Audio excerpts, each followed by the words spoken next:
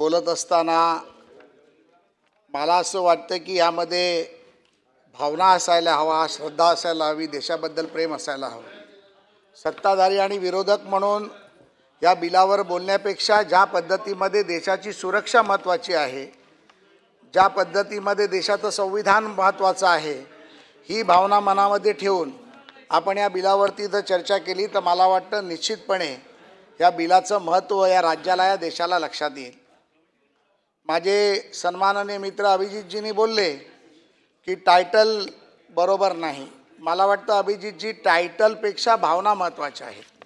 त्यामुळे मी म्हटलं की हे बिल हे देशासाठी आहे, हे बिल संविधानासाठी आहे, बिल राज्यासाठी आहे, हे बिल आपल्या तरुण तरुणीसाठी येणाऱ्या भविष्यासाठीचं आहे आणि हे भविष्य बिघडू नये म्हणून हे बिल महत्त्वाचं आहे राज्याला आणि देशाला आहे. यामध्ये अनेक टीका झाल्या. सन्माननीय अनिल परब साहेब आमचे मित्र, त्यांनी बोलले, सचिन भाऊनी थोडं चांगलं बोलले, थोडं वाईट बोलले, काही विषय त्यांनी समोर मांडले. पण हे मांडत असताना मला असं वाटतं की भाऊंचा जो एक आक्षेप त्यामध्ये होता की हे बिल मांडत असताना जर काही अधिकाऱ्यांचं मत घेऊन मांडलं तर भाऊ, हा आक्षेप मी खोडू इच्छितो की हे बिल मागच्याच वेळेला सभागृहात आलं होतं, परंतु आपल्या सर्वांची मागणी होती, ती राज्याच्या मुख्यमंत्र्यांनी मान्य केली आणि हे तिसऱ्यांदा 35 लोकांची समिती तयार केली, ज्यामध्ये विधानसभा सदस्य, विधान परिषद सदस्य, विरोधाचे आणि सत्ताधारी असे सर्व एकत्रित मिळून ह्या बिलावर समितीने अभ्यास केला. जवळजवळ 12,000 लोकांच्या त्याच्यामध्ये ऑब्जेक्शन सजेशन्स आले आणि त्यानंतर हे बिल आज सभागृहापुढे काल विधानसभेत राज्याच्या माननीय मुख्यमंत्र्यांनी मांडलं. आणि विधानसभेत मांडत असताना मला वाटतं की विरोधी पक्षाच्या लोकांनी जर कदाचित माननीय राज्याच्या मुख्यमंत्र्यांनी दिलेलं स्पष्टीकरण, केलेलं भाषण आणि जे मुद्दे मांडले ते मुद्दे खोडले आहेत, ते जर केलं असतं तर कदाचित हे बिल आज विधान परिषदेमध्ये चर्चेला झालं नसतं आणि एकमताने आम्ही ते पास करू शकलो असतो. त्यामुळे या बिलाच्या बाबतीत बोलायचं झालं तर जसं सन्माननीय मुख्यमंत्र्यांनी सांगितलं की एकंदरीत 66 संघटना आहेत, त्यापैकी 6 संघटना या अतिशय देशविद्रोही प्रकाराने काम करत आहेत आणि आम्ही हे पाहिलं. माझ्या मित्र, पुन्हा एकदा मी अभिजितचं नाव घेतो, अभिजितनी पुन्हा एकदा म्हटलं की नेरेटिव्ह सेट करण्याचं आम्ही काम करतो. निवडणुकामध्ये आम्ही नेरेटिव्ह सेट केला. मला एक गोष्ट अभिजितजी आपल्याला फार सन्मानपूर्वक सांगावीशी वाटते, मला यामध्ये कोणाचा अपमान करायचा नाही आहे, परंतु भारत जोडो यात्रा ज्या वेळेला झाली तेव्हा किती संघटना देशभरातून अशा प्रकारच्या यामध्ये जोडल्या गेल्या होत्या, याची माहिती जरा आपण जर इंटेलिजन्सकडनं किंवा IB कडनं घेतली तर तुम्हाला लक्षात येईल की मी जे म्हणत होतो ते कदाचित चुकीचं होतं.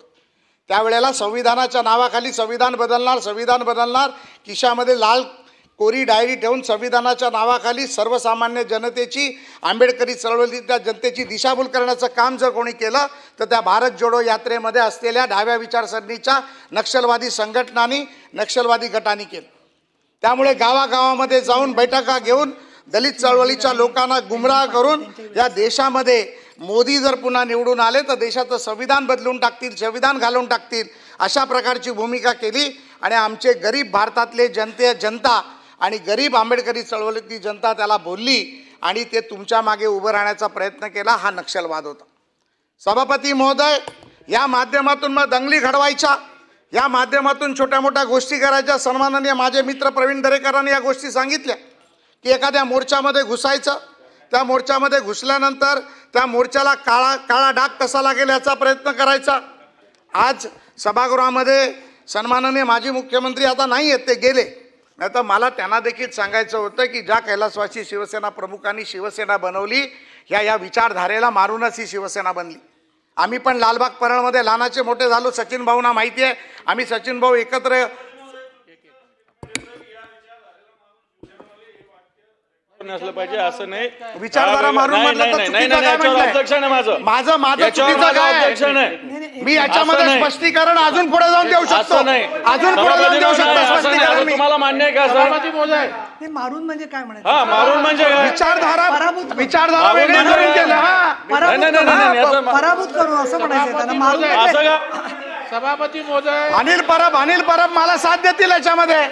सभापती महोदय, नाही पराभूत करून म्हणायचं ना तुम्हाला. सभापती महोदय, पण मारून बोलले. मारून बोललं तर काय चुकीचं आहे? विचार सभापती महोदय, सभापती महोदय, सभापती महोदय, कम्युनिस्ट विचारधारा संपवून शिवसेना प्रमुखांनी शिवसेना काढू नका. आणि अनिल परब तुम्ही याला डिनाय करा. अनिल परब तुम्ही डिनाय करा. मी बोलतोय त्याला, अनिल परबजी मी बोलतोय त्याला डिनाय करा. कम्युनिस्ट विचारधारा संपवून, एक मिनिट, विचारधारा संपवून, खाली बसा. विचारधारा सगळे मी उभी आहे, खाली बसा. मी खाली बसा. पण ही तुमची पद्धत आहे का? तुम्ही खाली बसा बरं. आधी दानवे साहेब खाली बसा. दानवे साहेब त्यांनी त्यांच्या वाक्याचा अर्थ स्पष्ट केलाय. अरे 2 मिनिटं शांत राहा. प्रसाद लाड, अंबादास दानवे, प्रसाद लाड यांनी त्यांच्या बोलण्याचा अर्थ स्पष्ट केला की पराभूत करून शब्द त्यांनी बदलला. तो मग त्यांनी पराभूत करून तुम्हाला तुमची भाषण झाल्यावर तुम्ही असंच गोंधळ करणार आहात का? नाही, असं चालणार नाही. प्रसाद लाड त्यांचं ऐकून घ्या ना तुम्ही. त्यांनी शब्द नाही ऐकून घेणार नाही म्हणजे काय? तुम्ही ऐकून घ्या ना. तुमची भाषण झाली आता सगळ्यांची, त्याच्यानंतर तुम्ही आरडाओरडा करणार का? असं नाही बरोबर. अरे बाबा, त्यांनी वाक्य सांगितलं उलगडून स्वतःचं. मी परत रेकॉर्डसाठी सांगते की आम्ही त्यांना पराभूत करून असं शब्द. मग काय बोललात काय तुम्ही? विचारधारा संपवले. त्यांना बोलायचा अधिकार आहे ना. हे पहा, मारणं हा शब्द काही असंसदीय नाहीये. मारणं हा शब्द काही असंसदीय नाही. प्रसादजी तुम्ही बोला. तुम्ही चालू संपवली आहे. सभापती महोदय, ही विचारधारा संपवली आहे.